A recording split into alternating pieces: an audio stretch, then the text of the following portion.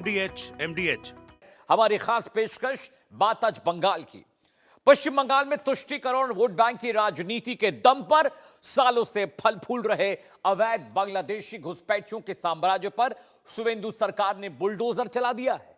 जी हां, सही सुना आपने। शुवेंदु सरकार ने राज्य में डिटेक्ट, डिलीट और डिपोर्ट वाली नीति लागू कर दी है, जिसने सीमा पार बैठे घुसपैठ के आकाओं की नींदें फाख्ता कर दी हैं। अब तक बंगाल को अवैध घुसपैठ की खुली चारागाह समझने वाले सावधान हो जाएं, क्योंकि मालदा से लेकर मुर्शिदाबाद तक सरकार का हंटर चलना शुरू हो चुका है।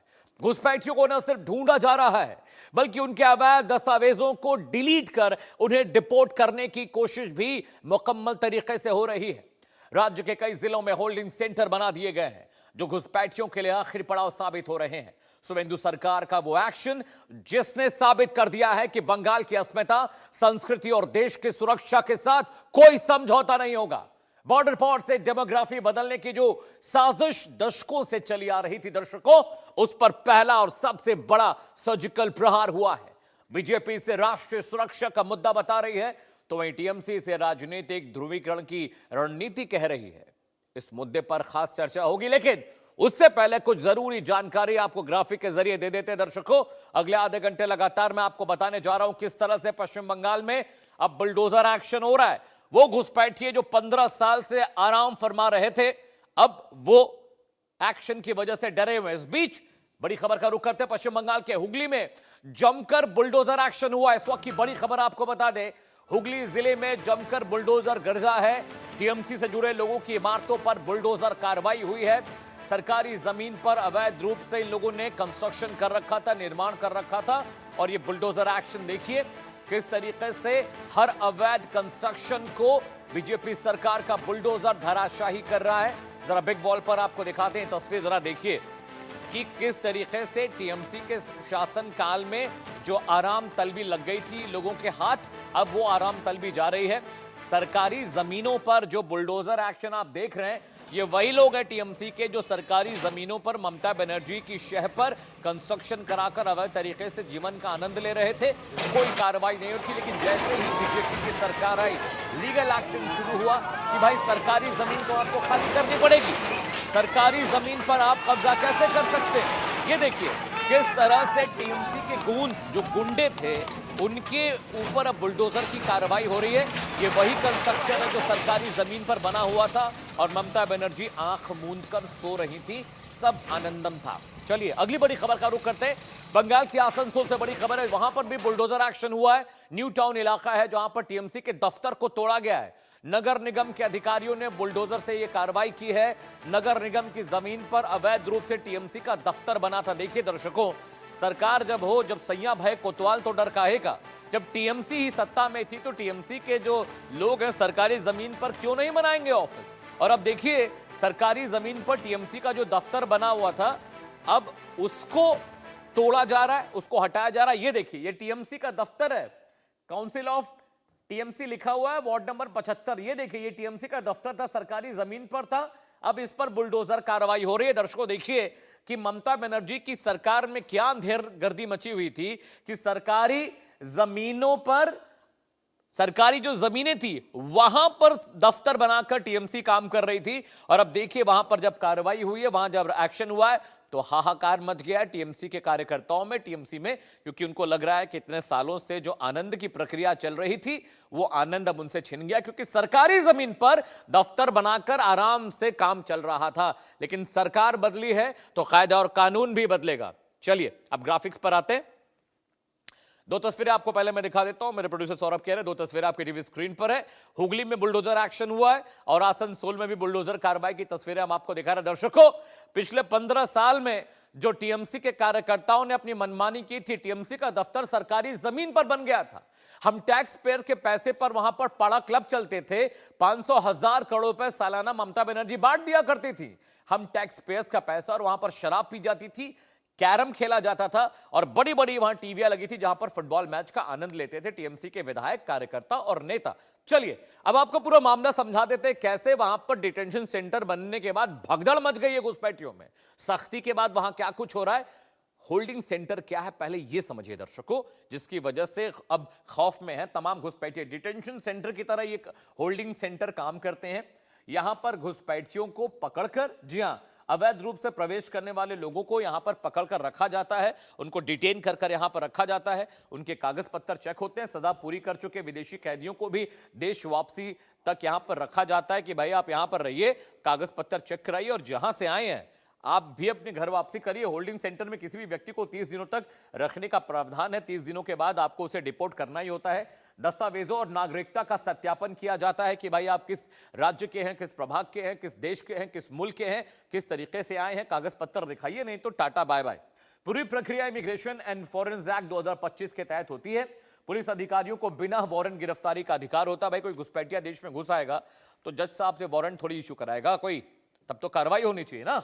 मालदा के इंग्लिश बाजार इलाके में यह होल्डिंग सेंटर बनाया गया है। यहां पर अवैध प्रवासियों को पकड़कर 30 दिनों तक रखा जाएगा, उनका वेरिफिकेशन होगा। हिरासत और डिपोर्टेशन की प्रक्रिया को तकनीक से जोड़ा गया है। 24 घंटे सीसीटीवी की निगरानी में ये तमाम महानुभाव रहेंगे जो कि घुसकर आए हैं बांग्लादेश से। रोहिंग्या जो मुसलमान हैं, जो किडनैपर्स हैं, जो क्रिमिनल्स हैं। सिविल डिफेंस स्टाफ और सिविक वॉलंटियर्स की व्यवस्था वहां पर की गई। हजारों पुलिस कर्मियों की वहां तैनाती की गई है। ये तमाम पुलिसकर्मी इन होल्डिंग सेंटर्स की निगरानी कर रहे हैं ताकि कोई यहां से भाग ना जाए, क्योंकि अब हमने जब पकड़ा है तो उनको अलविदा उनके सरहद तक करके आना है, उनको उनके घर पहुंचाना है। लेकिन देखिए 15-20 दिन हुए शपथ ग्रहण के, लेकिन जैसे ही शुभेंदु अधिकारी ने शपथ ग्रहण किया वो सरकारी एजेंडे पर काम करने लगे, सरकारी कायदे कानून पर काम करने लगे। एक राज्य को बेहतर बनाने की जो सिविक प्रक्रिया है उस पर उनका फोकस था। घुसपैठ पर प्रहार कैसे हो रहा है, किन किन जिलों में, ग्राफिक के जरिए आपको बताते हैं कि कहां कहां पर यह एक्शन हुआ है। देखिए बागबाड़ी में होल्डिंग सेंटर बना है, लाल गोला में होल्डिंग सेंटर बने हैं। हिरासत में 9 घुसपैठिए वहां पर बागबाड़ी में लिए गए हैं और यहां पर 3 घुसपैठियों को लाल गोला में पकड़ा गया है। मालदा और मुर्शिदाबाद में लगातार एक्शन हो रहा है और वहां पर देखिए किस तरह से ये जो एक्शन हो रहा है उसकी वजह से तमाम घुसपैठिए पकड़े गए। इसके अलावा मालदा हो गया, मुर्शिदाबाद हो गया, बागबाड़ी में भी होल्डिंग सेंटर बने हुए हैं। जी हाँ, बागबाड़ी में होल्डिंग सेंटर बने हुए हैं। वहां पर 9 लोगों को हिरासत में लिया गया है, लालगोला में हिरासत में लिया गया है। इसी तरह से और जो इलाके हैं वहां पर भी होल्डिंग सेंटर्स बने हैं, वहां भी गिरफ्तारियां हो रही हैं, घुसपैठ पर प्रहार हो रहा है। आगे बढ़ते हैं, अगले ग्राफिक्स पर आते हैं दर्शकों। जी हाँ, अगले ग्राफिक्स पर आते हैं। किस तरीके से हमने आपको बता दिया कहां कहां क्या हो रहा है। डिलीट, डिटेक्ट और रिपोर्ट की प्रक्रिया क्या है। फर्जी दस्तावेजों, आधार, पैन की जांच की जाती है। और आवाज, सौरभ कह रहे कि मेरी आवाज उन तक नहीं पहुंच रही है। हावड़ा रेलवे स्टेशन सीमावर्ती इलाकों में निगरानी बढ़ा दी गई है और ये जो निगरानी बढ़ी इसलिए बढ़ी है ताकि वहां पर जो घुसपैठिए उनको पकड़ा जा सके। संदिग्ध बांग्लादेशी रोहिंग्या को पकड़कर उनको वापस भेजा जा रहा है, उनको डिपोर्ट करने की कोशिश की जा रही ताकि यहां पर रहकर वो उपद्रव न मचाए। कानूनी प्रक्रिया के बाद घुसपैठियों को डिपोर्ट किया जा रहा है और बाकायदा उनका वेरिफिकेशन हो रहा है, उसके बाद उसे डिपोर्ट करते। सीमा सुरक्षा जो है उसको भी पुख्ता किया जा रहा है। कैसे, मैं आपको बता रहा हूं, बंगाल बांग्लादेश जो बॉर्डर है वहां पर सीलिंग शुरू हो गई है। 27 किलोमीटर की जमीन पर बीएसएफ को जो दिया गया वहां पर फेंसिंग शुरू हो गई है और करीब 120 एकड़ जमीन ऐसी है जहां पर फेंसिंग का काम शुरू होगा। जमीन जो केंद्र ने सौंपी है बीएसएफ को, बीएसएफ वहां पर काम कर रही है। अवैध संपत्तियों पर भी एक्शन हुआ दर्शकों, वो कैसे हुआ वो आपको मैं बता देता हूं। अवैध संपत्ति पर, सरकारी जमीनों पर, जैसा कि बुलडोजर कार्रवाई में आपको दिखा रहा था कि वहां पर बुलडोजर एक्शन हुआ है। वहां पर जो अवैध संपत्तियां थी उनको गिराया गया है। घुसपैठियों की कब्जाई गई जमीनों पर भी बुलडोजर चल रहा है। सरकार ये सुनिश्चित करना चाहती है कि जो भी सरकारी जमीनें हैं वो मुफ्त हो जाएं और उनका काम सिविल बॉडीज के लिए हो। हावड़ा, कोलकाता, नंदीग्राम कई जगह ऐसी थी जहां पर एक्शन हुआ है। तो आपको समझ में आ गया कि ये डिलीट और डिटेक्ट का मतलब क्या होता है। लेकिन समझिए ये एक्शन बहुत जरूरी था क्योंकि 15 साल से जिस तरह से पूरे प्रदेश को भंगाड़ बना दिया गया था, अब उसकी सफाई तो बहुत जरूरी है क्योंकि जो खरपतवार होते हैं जब तक उनको साफ नहीं किया जाएगा तब तक प्रदेश विकसित नहीं हो पाएगा। घुसपैठ के डंकी रूट भी है, डंकी रूट जहां पर आपको कागज पत्तर की जरूरत नहीं पड़ती, आप चुपचाप बॉर्डर क्रॉस करके घुस जाते हैं और अपने मंसूबे में लग जाते हैं। जी हां, देखिए घुसपैठ पर लगाम। कुल सीमा 2216 किलोमीटर की कुल सीमा है जो बंगाल और पश्चिम बंगाल को और बांग्लादेश को जोड़ती है। घुसपैठ पर लगाम के लिए इस सीमा को बंद करना पड़ेगा। जी हां, तारबंदी अभी भी बाकी है, करीब 569 किलोमीटर की बारबंदी भी बाकी है, फेंसिंग होनी बाकी है। जमीन केंद्र ने दे दी है, बीएसएफ वहां काम में लगी हुई है। फेंसिंग संभव नहीं है 113 किलोमीटर क्योंकि वहां पर दलदल है, कीचड़ है, नाले हैं। लेकिन वहां पर भी जल्दी से काम शुरू होने वाला है और करीब 456 किलोमीटर ऐसा एरिया है जहां पर बाड़बंदी अब शुरू हो गई है, वहां पर काम शुरू हो गया। लेकिन ये डंकी रूट इसलिए भी है कि नदी नाले के जरिए वहां पर घुसपैठिए बांग्लादेश से भारत में घुसपैठ कर रहे हैं, लेकिन वहां पर संभव नहीं है क्योंकि वहां पर दलदल है, वहां पर फेंसिंग नहीं हो सकती, वहां सीमेंटिंग नहीं हो सकती, वहां रॉड्स नहीं लग सकते। लेकिन सरकार वहां के लिए भी इंफ्रारेड तकनीक के जरिए वहां पर भी डिजिटल बाड़बंदी करने जा रही है ताकि वहां से कोई निकल ना पाए। जी हाँ, तो बड़ी बात यह है कि अवैध रूप से जो लोग दाखिल हो गए थे उनका अब सफाया हो रहा है। तस्वीरें भी आपको हम दिखा रहे हैं, बुलडोजर एक्शन की तस्वीरें भी आपको पीछे दिखाई देंगी अभी, किस तरह से वहां पर बुलडोजर एक्शन हो रहा है, कार्रवाई हो रही है। और इस कार्रवाई की वजह से जो घुसपैठिए हैं वो बिल्कुल बौरा गए, क्योंकि वहां पर क्या है कि सरकार सबको डिटेन कर रही है, सबके कागज पत्तर चेक किए जा रहे हैं और कागज पत्तर चेक करने के बाद जो लोग अवैध तरीके से रह रहे हैं उन सबको वापस भेजा जा रहा है।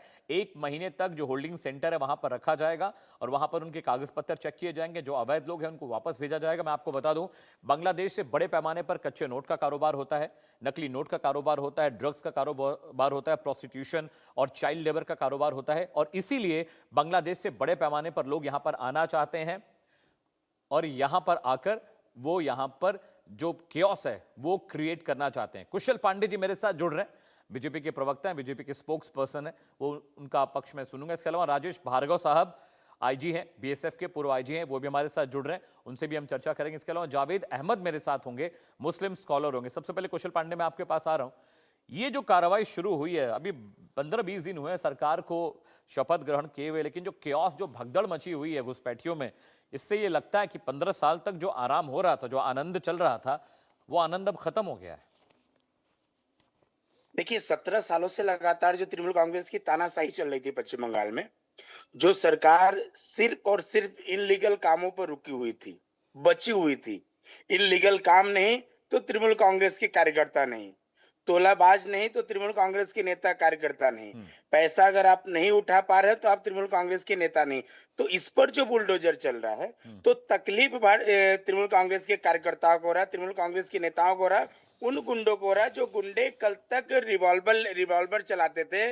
रिवॉल्वर चलाते हुए वो घर से तृणमूल कांग्रेस के नेता के साथ में आम जनता को परेशान करते थे और भारतीय जनता पार्टी के कार्यकर्ता को परेशान करते थे, जो करते थे। तो उनको आप देखे होंगे जिस तरह से पुलिस प्रशासन गिरफ्तार करके ले जा रही है, इलीगल अवैध कंस्ट्रक्शनों पर बुलडोजर चल रहा है, अतिक्रमण हटाया जा रहा है, तो उन लोगों को तकलीफ तो होगा और उन लोगों को तकलीफ होना जायज है। और हमारे मुख्यमंत्री ने कहा कि बांग्लादेशी और रोहिंग्या बंगाल में नहीं रहेंगे, घुसपैठी बंद होगा, इलीगल कंस्ट्रक्शन नहीं चलेगा। जो अवैध तरीके से जो जगह कब्जा किया गया है उस जगह को भी भारतीय जनता पार्टी के कार्यकर्ता और हमारी सरकार उस जगह को जिसका है उसके अधिकार को ले जाकर के उनके पास में सौंपेगी। ये हमारा संकल्प है, ये हमारा काम है। बिल्कुल कुशल। कुशल, एक बात ये भी है कि जी केंद्र सरकार पिछले 10 साल से मांग कर रही थी, 15 साल से टीएमसी से, कि भाई बॉर्डर फेंसिंग के लिए जमीन उपलब्ध करा दीजिए क्योंकि वहां पर सुरक्षा व्यवस्था को लेकर क्वेश्चन उठ रहे हैं।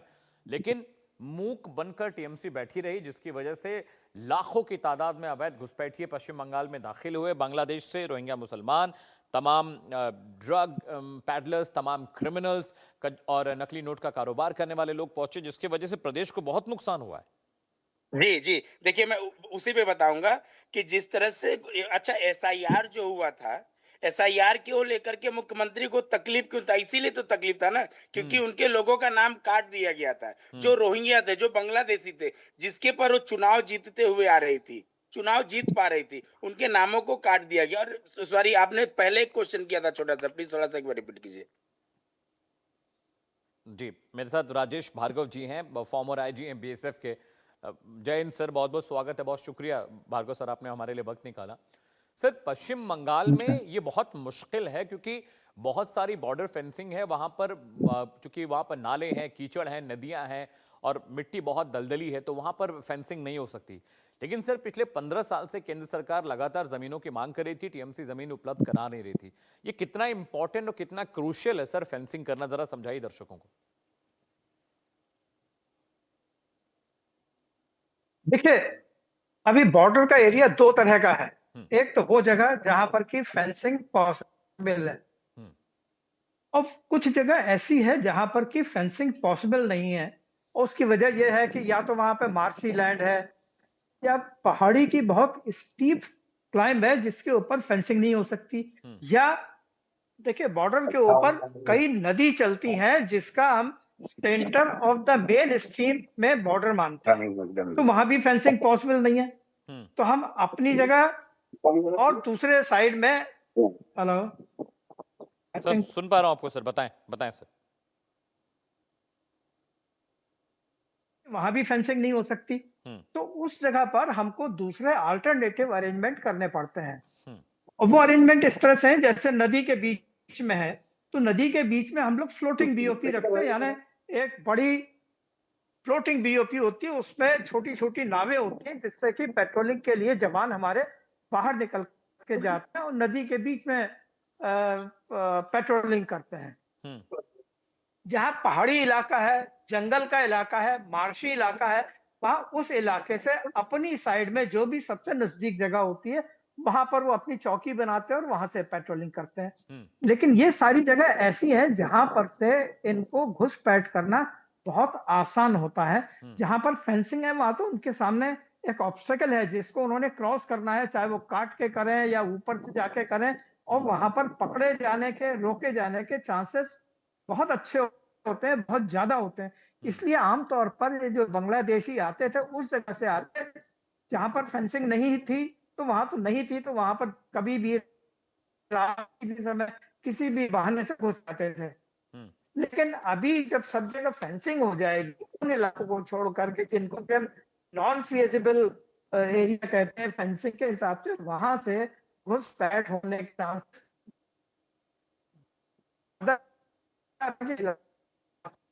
ऑलराइट भार्गव सर, आपका नेटवर्क थोड़ा सा परेशान कर रहा है। आप दोबारा आपको करेक्ट कर रहे हैं। जावेद अहमद मेरे साथ हैं, मुस्लिम स्कॉलर हैं। जावेद साहब, पश्चिम बंगाल में पिछले 15-17 सालों से जो घुसपैठ चल रही थी, और अब इसमें कोई दो राय नहीं है कि टीएमसी तुष्टीकरण की राजनीति कर रही थी। बहुत सारे कायदे कानून परिवर्तित किए गए मुस्लिम समुदाय को प्लीज करने के लिए, और अब जो पश्चिम बंगाल का मुस्लिम समुदाय वो समझ गया है कि राजनीति की रोटियां सेकने के लिए अगर आप टूल बनाएंगे किसी भी जाति धर्म को तो आपको उसका जवाब मिलेगा। लेकिन जावेद साहब, पश्चिम बंगाल में बड़े पैमाने पर घुसपैठिए रोहिंग्या मुसलमान आए और बांग्लादेश से वो दाखिल होते रहे, नकली नोट का कारोबार करते रहे, ड्रग पैडलिंग करते रहे, क्रिमिनल एक्टिविटीज में थे, और जो असल मुस्लिम आबादी पश्चिम बंगाल की थी, जावेद साहब, उनको मौका नहीं मिला, उनको उनकी नौकरियां कोई और खा गया, उनके हक का पैसा कोई और खा गया, उनके हक का अनाज कोई और खा गया। इस तरह की राजनीति से परहेज करना चाहिए मुझे लगता है। क्या आपको क्या लगता है जावेद साहब? जावेद साहब, आप अनम्यूट कर लीजिए। जो मुद्दा है बहुत अहम है, और बीजेपी जब से सरकार में यूपीए के बाद जो एनडीए का रेजिम शुरू हुआ 2014 ऑनवर्ड जी, तो डिपोर्टेशन जो है, यानी बांग्लादेशी को डिपोर्ट करने की जो प्रक्रिया है बहुत धीमी गति से है।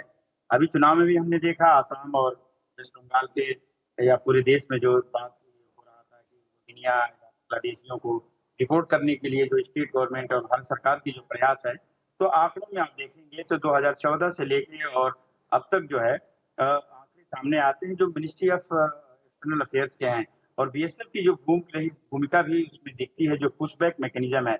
ये पूरी तौर से अगर आप देखेंगे तो ये भारत सरकार से संबंधित इशू है, और जो भी कार्रवाई किया भारत सरकार ने किया।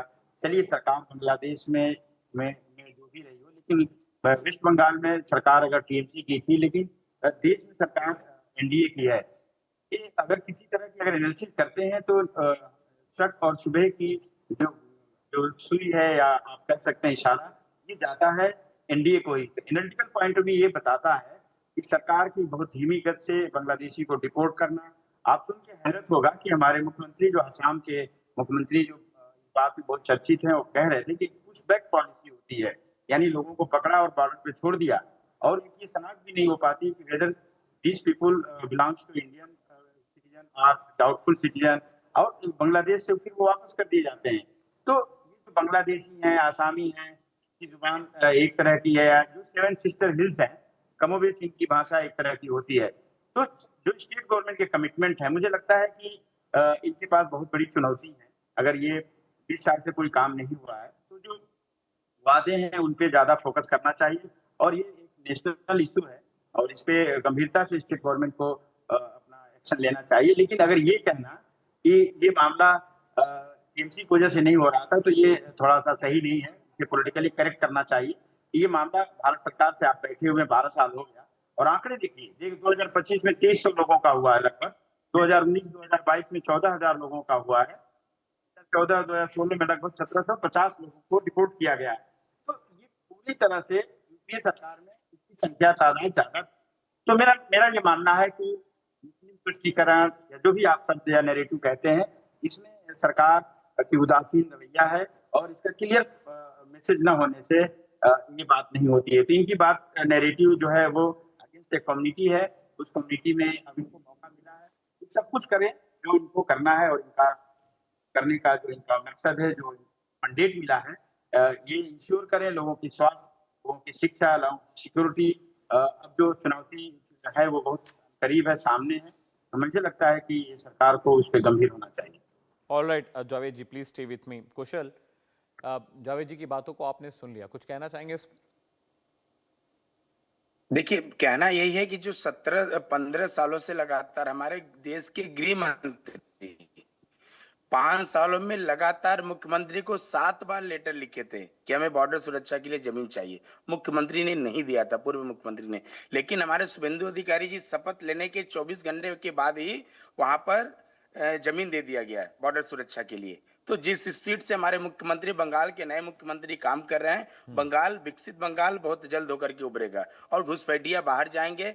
बांग्लादेश से लोगों का आना बंद होगा। जो बांग्लादेशी बंगाल में रह रहे हैं, उनका भी पलायन होगा, जिसको लेकर के मुख्यमंत्री रास्ते पर हमेशा रहती थी। मुख्यमंत्री कहती थी कि बंगाली बोलने वालों का भाजपा नाम कटवा रहे, चुनाव आयोग नाम काट रहा है। लेकिन मुख्यमंत्री ने स्पष्ट नहीं बोला था कि बंगाली में बांग्लादेशी भी बोलते हैं, बांग्लादेशी भी बांग्ला में बात करते हैं। लेकिन मुख्यमंत्री स्पष्ट नहीं कह रही थी कि बांग्लादेशियों का नाम काटा जा रहा था। वो ये बांग्लादेशी और बंगाल के बंगालियों को दोनों को एक तराजू में तौल रही थी। जिस तरह से मुख्यमंत्री ने एक आंख में सुरमा और एक आंख में एक काजल लगा के रखा था, लेकिन हमारे मुख्यमंत्री बंगाल के नए मुख्यमंत्री दोनों आंखों से बंगाल की हर एक जनता को देख रहे हैं, और बंगाल का विकास के लिए वो तत्पर है कि बंगाल में विकास कैसे किया जाए, बंगाल में रोजगार कैसे लाया जाए, बंगाल में जो बेरोजगार युवा जो अन्य राज्यों में जाकर के अपने परिवारों को छोड़ करके नौकरी कर रहे हैं, उन्हें बंगाल में वापस ला करके उनके परिवार के साथ कैसे रोका जाए और यहाँ पे रोजगार दिया जाए, उस पर 24 घंटा लगातार काम कर रहे हैं हमारे नए मुख्यमंत्री। ठीक है जावेद साहब, सरकार के लिए चैलेंजेस तो जरूर है पश्चिम बंगाल में, क्योंकि जो 15 साल से भंगाड़ बनाने की पूरी प्रक्रिया रही है पिछली सरकारों में, उसको ठीक करना तो बहुत मुश्किल होगा। लेकिन एक जावेद साहब, इस बात से भी इनकार नहीं किया जा सकता कि जितने बड़े पैमाने पर रोहिंग्या मुसलमान और घुसपैठिए पश्चिम बंगाल में आनंद ले रहे थे, क्योंकि अभी इलेक्शन के दौरान हम लोगों ने बहुत इंटेंसिव कवरेज की इंडिया न्यूज़ ने, जब बंगाल में इलेक्शन थे, तो हम लोगों ने देखा वहाँ के लोकल मुस्लिम्स ये कह रहे थे कि भाईजान, हमारे आसपास में हजारों की तादाद में ऐसे लोग रह रहे हैं जिनको हमने कभी नहीं देखा। हमारे बाप दादाओं के ज़माने से इस ज़मीन पर हम रह रहे हैं, वो 7 साल 8 साल 5 साल पहले आके वहाँ पर बस गए हैं। और जब उनसे बात होती है तो उनकी जो ज़बान है, देखिए बंगाली 2 तरह की है जावेद साहब, अगर आपको जानकारी है या नहीं मैं बता दूं। जो बांग्लादेश बॉर्डर पर जो बोली जाती है बंगाली, वो डिफरेंट है, और जो ओल्ड कोलकाता, न्यू कोलकाता की जो बंगाली है, वर्धमान की जो बंगाली, दैट्स डिफरेंट। तो वहाँ के जो लोकल मुस्लिम थे वो ये कहते हैं कि ये जो बंगाली बोलते हैं, ये जो बांग्ला यूज़ करते हैं दादा, ये हमारी नहीं है। तो वो अपने आप समझ में आता था कि वो लोग डिप्लॉयड है, माइग्रेटेड है, जिनको जबरन बसाया गया, और उनका आधार कार्ड नकली, ड्राइविंग लाइसेंस नकली। केंद्र सरकार की जिम्मेदारी है, it is a matter of internal matter of ministry of home affairs, that I know. लेकिन अगर राज्य सरकार खुला हाथ ऐसे फैला देगी लोगों के लिए, तो केंद्र सरकार के लिए इतना पॉसिबल तो नहीं है। और हर वहां पर टोपी पहनने वाला, दाढ़ी वाला हर मुसलमान तो बांग्लादेशी नहीं हो सकता, या हर मुसलमान भाई पर हम शक नहीं कर सकते। तो जो भाषा थी, भाषा से पकड़ में आता था कि ये लोकल बंगाली यहाँ के नहीं, ये रोहिंग्या है, बांग्लादेशी हैं, जो बंगाल में आराम से 15, 17, 18 सालों से रह रहे थे और सरकारी योजनाओं का फायदा उठा रहे थे। सिंह साहब, ये बहुत दिलचस्प आंकड़े हैं, तो आपको अगर प्रस्तुत करने पर समझ में आता है या उसको विजुलाइज करिए कि जो आसाम सरकार है, सिमिलर नैरेटिव पे उसने अपने काम को शुरू किया, और वो आपको सुन के बहुत ही आश्चर्य होगा कि 1,60,000 लगभग फॉरेनर डिक्लेयर हुए 2017 से लेकर 2023 में। इसमें 26 डिपोर्ट हुए, और 676 फैमिली जो थी ये नो मैन लैंड में। तो ये आंकड़े ही बताते हैं कि सरकार तो कहती है कि लगता है कि वो उसका काम अहम काम है, और ये पूरी देश की नहीं पूरी दुनिया की एक प्रॉब्लम है। अगर हम उसको लार्जर प्रोस्पेक्ट में देखें कि जो शरणार्थी होते हैं वो घुसपैठिए जो आप कहते हैं उसका धर्म नहीं होता है, वो आता है और वो उसके आने के तरीकेकार इंटरनेशनल जो सिक्योरिटी कंसर्न है, जो बीएसएफ है, सीआईएसएफ है, या हमारी पैरामिलिट्री फोर्स है, जिनको सीमा सुरक्षा बल है, जो एसएसपीएल है, इनको अतिरिक्त अधिकार है जो स्टेट गवर्नमेंट से इनको बहुत कुछ लेना देना नहीं होता है। हाँ, जरूर ये बात है कि क्या आपकी इच्छा शक्ति है, तो मैं ये समझता हूँ कि भाषा, डेमोग्राफी, ये कलर, इस सब चीजें पहचानी जाती हैं, लेकिन जो इंटरनेशनल जो लॉ है, जो इंटरनेशनल जो रूल्स है, जो कहते हैं ह्यूमन राइट्स के कहते हैं कि आपको उनको बिल्कुल नियम संपत्ति ही आपको रिपोर्ट करना है। उसमें सरकार कहीं न कहीं वो आंकड़े दर्शाते हैं कि 2014 के पहले देखेंगे, 2001 से अगर देखा जाए तो वो इंक्रीजिंग आंकड़े हैं। वो वाजपेयी जी की रही हो या यूपीए की रही हो 2 बार, या 2014 से देखेंगे स्लो डाउन हुआ है। तो क्या ये चुनावी मुद्दा हकीकत में बदलेगा? जरूर ये देखने की बात है। और सरकार जिस तरह से तत्परता दिखा रही है उसके मुद्दे सब वही हैं 3 साल जो वो चुनाव में कह रही थी। लेकिन जब चुनाव सरकारें जीत लेती हैं तो बैठ के देखती हैं कि हमारे रोड मैप क्या है, what should be executed with in 5 month 6 month. वो अभी प्लान आया नहीं मुख्यमंत्री जी का कि जो एक्सपेक्ट कर रहा था पूरा देश कि सुरेंद्र जी के आने के बाद एक रोड मैप आएगा वेस्ट बंगाल का, और जिसमें विकास की तमाम वादे जो हैं प्रदर्शित होंगे। तो मुझे लगता है कि अभी वक्त लगेगा इस सरकार को वो सब आंकड़े इकट्ठा करने में और प्लान करने में, जिसका इंतजार है देश को। जावेद साहब, क्या कम्युनिस्ट पार्टी और टीएमसी में कितना डैमेज हुआ है। कुशल, बहुत बहुत शुक्रिया आपका भी। जावेद साहब, बहुत बहुत शुक्रिया। माफी चाहता हूँ, वक्त मेरे पास नहीं है। Thank you so much for this great insight.